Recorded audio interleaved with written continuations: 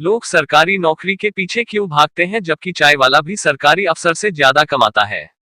यह सच नहीं है कि एक चाय वाला सरकारी अधिकारी से ज्यादा कमा लेता है, और यदि सच में कमा लेता है तो मुझे पता नहीं है कि लोग चाय वाला ही क्यों नहीं बनते हैं, लेकिन यह जरूर जानता हूं कि लोग प्राइवेट नौकरी से ज्यादा सरकारी नौकरियों के पीछे क्यों भागते हैं।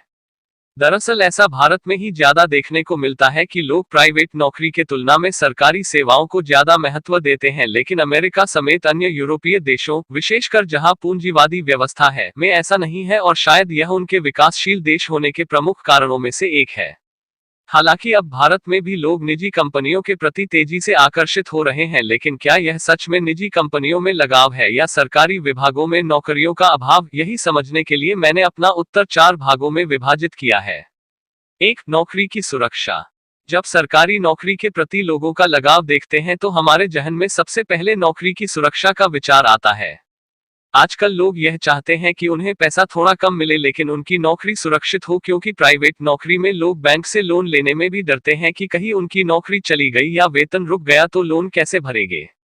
मेरे एक बहुत दूर के रिश्तेदार है जो किसी निजी कंपनी में अच्छा वेतन पर काम करते थे, जिसके चलते उन्होंने किसी काम के लिए बैंक से 30 लाख का लोन ले रखा था।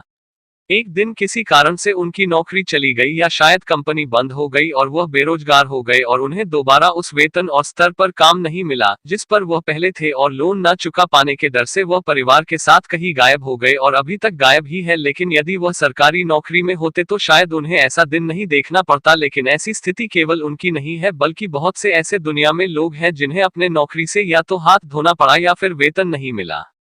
ऊपर आप तस्वीर में देख पा रहे हैं कि किस प्रकार सहारा इंडिया के कर्मचारियों को अपने वेतन की मांग करने के लिए सड़कों पर उतरना पड़ा। इन कर्मचारियों ने अपना काम ईमानदारी से किया, लेकिन इसके बावजूद इन्हें ये दिन अपने कंपनी के मालिक के वजह से देखना पड़ा। इससे हमें यह मालूम होता है कि निजी कंपनियों में आप सिर्फ एक व्यक्ति अपने कंपनी के मालिक के ऊपर निर्भर रहते हैं। यदि वह व्यक्ति चाहे तो आसानी से कोई झूठा तर्क देकर आपको नौकरी से निकाल सकता है, या फिर उसकी गलती के कारण बिजनेस में कोई नुकसान होता है तो आपका भी नुकसान होगा, जिसका सबसे सही उदाहरण सहारा इंडिया के कर्मचारी है। मेरे पहचान में भी एक व्यक्ति है जो सहारा में 50,000 रुपये महीने वेतन पर काम करते थे, लेकिन बाद सुब्रत रॉय के गिरफ्तारी के बाद उन्हें 10,000 वेतन ही महीना मिलने लगा, जिससे गुजारा करना मुश्किल हो गया। अब वे पछतावा करते हैं कि काश मेरी सरकारी नौकरी होती, जबकि सरकारी नौकरी में किसी को आसानी से बर्खास्त नहीं किया जा सकता है, यहाँ तक कि निलंबित होने पर उसके पास कोर्ट में जाने का विकल्प होता है। कुछ ऐसा ही स्थिति इस निजी एयरलाइंस के कर्मचारियों का भी है, जिनकी एयरलाइंस को दिवालिया घोषित कर दिया गया और पायलट समेत सभी कर्मचारी बेरोजगार हो गए।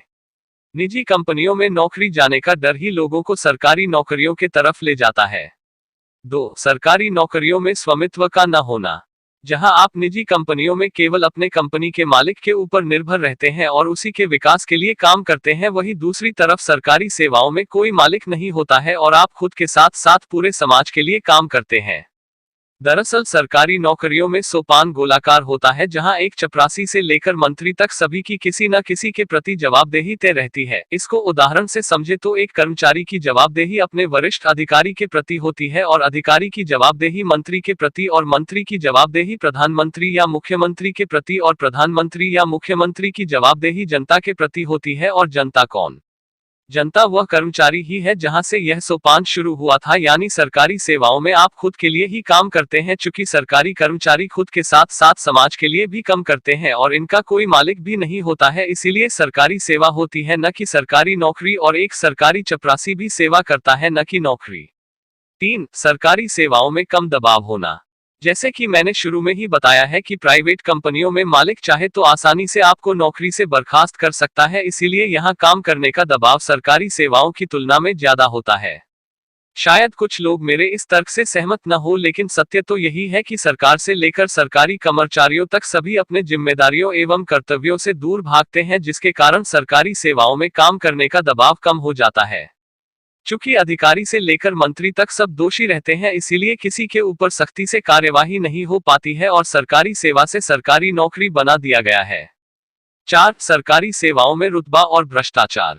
हमारे देश में कोई लड़का किसी निजी कंपनी या अस्पताल में कितना भी बड़ा इंजीनियर या डॉक्टर बन जाए उसे लोग ज्यादा महत्व नहीं देते हैं, लेकिन जब कोई लड़का सरकारी सेवाओं सिर्फ समूह ब का गैर राजपत्रित अधिकारी group B non gazetted officer बन जाए तो लोग उसे अलग ही नजरिए से देखते हैं, उसकी प्रशंसा करते हैं और उससे मित्रता करने की कोशिश है ताकि वह उनकी अपने रुतबे की बदौलत कहीं जरूरत पड़ने पर सिफारिश कर सके।